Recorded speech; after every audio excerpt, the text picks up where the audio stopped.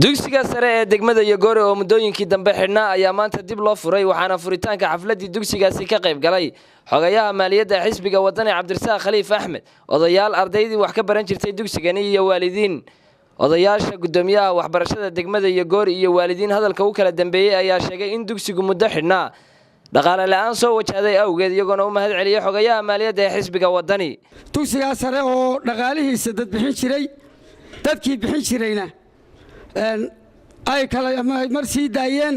marba wixii Ilaahay u diro bixinaya hadii Alla ku roon yahay hawshaasanu mushirkayagu weeye waxaanu dibad iyo gudaba wala hadlaynaa cidii halkan joogtay wax noo sida waa ka qaadanaynaa ciidaha kaleena dhageystana waxaanu leenahay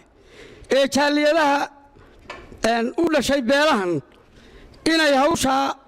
kor u qaadaan oo ka qayb qaataan iskuulkani wuxuu lahaa marxalado badan cidii og baa og 2 sanadood isaga oo dhisan oo tamaashiirtuna taal ayaa la yiri nin la yiraahdo nageey oo deegaanka dadka u dhashay oo qurba joogta ah furay 2 sanadood markuu waday baa xasarad laga daba raray iskuulkaasi wuu xidhmay sanadkan iskuulka dulundul aan ku wadnay Yaasiin Xaaji Maxamuud baa noo furay waa lagu wehelinayay markii dambena iskuulkaasi inuu xirxiro hawshiisa ku soo gabagabowday Cabdirasaaq Khaliif baa ka koow hadeera wuxuu noo sheegay inuu qaaraan bixinayo wuxuu noo sheegay inuu iskuulka 4 bilood bixinayo lacag $1 waxaanu ku leenahay oo ku boorinaynaa isagoo aan xisbi ahayn isagoo aan siyaasad nagu soo wajihin isagoo waadin deegaanka u dhashay ayuu qaaraan ka sheegay waliba waxaanu leenahay hadaad 5 bilood kale ku dari kartana ku dar khayr Allah ku siiyo waa dadkaagi hadaad qoladii oo kale noqon doontaana naga daayaha noo furin iska ka xidhnaada caruurtayada waxaan aryahan raacsanaynaa hadaad ciyaalka wax noo baraysaan annaguna waa taakula weyn baan ka geysanaynaa hadaan nahay waalidiintii ama odayaashii degmada xogayaha maaliyadda xisbiga wadani Cabdirasaaq Khaliif Axmed oo isna halkaasi ka hadlay ayaa ballan qaaday inuu bixin doono kharashka dugsigani ku baxay isla madashaasna ku wareejiyay gudoomiyaha waxbarashada degmada Yogoore lacag dhan $1 taas oo qayb ka noqonaysa kharashka lagu firi doono dugsigani dhawaan markaan halkan imi waxay soo gaadhay iskuulka dhibkan laga sheegay iskuulka inuu xidhmay duruufaha uu xidhmayna ay tahay duruufo dhaqaale markaanu iswareysanay waxaanu runtii ay la noqotay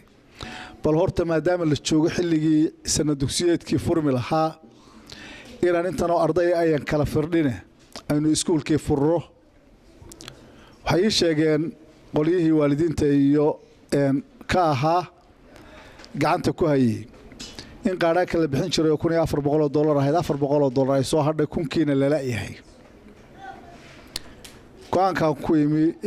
horena aan ugu soo gudbiyay iyaga waxa bal horta iskuulkii inaynu furro aniguna ka shakhsi ahaan qofku de waa xil uu hayn karaa oo horena wuu hayay kuwa hayayna way bixinayeen laakiin dad deegaanka u dhashay bay ahaayeen xisbiyada waa laga tirsanaan karaa laakiin hadda taynu ku bixinayna waxa weeye inagoo dadkii deegaanka oo danaynayna bal ugu yaraan degmada ay dadkana u nisba sheegtaan meeshii ugu weyneed laascaanooda la wada leeyay mooy Yogoore weeye runtii ceeb ay daynugu tahay inay maalin walba ay xidhanto dhinaca kale xogayaha maaliyadda xisbiga wadani Cabdirasaaq Khaliif Axmed ayaa maanta xariga ka jaray xafiis garabka dhalinyarada xisbiga wadani uu ku yeelanayo degmada Yogoore ee gobolka Sool isagoona kulan la qaatay ururka horumarinta degmada Yogoore kuwaas ay isku xog wareysteen sidii wax looga qaban lahaa baahiyaha asaasiga ah ee degmada Yogoore waxaynu halkan ka furaynaa maanta xafiiska garabka dhalinyarada ee xisbiga wadani ee degmada Yogoore hadaanu nahay ururka dhalinyarada waxaanu hiili hooba la garab taaganahay xisbiga wadani aanu jecel lahay cid miisaaniyad la inaanu siino hadaanu nahay dhalinyaradii ama u bixi degmada tan Samiir Saciid Bila Bulsha TV Laascaanood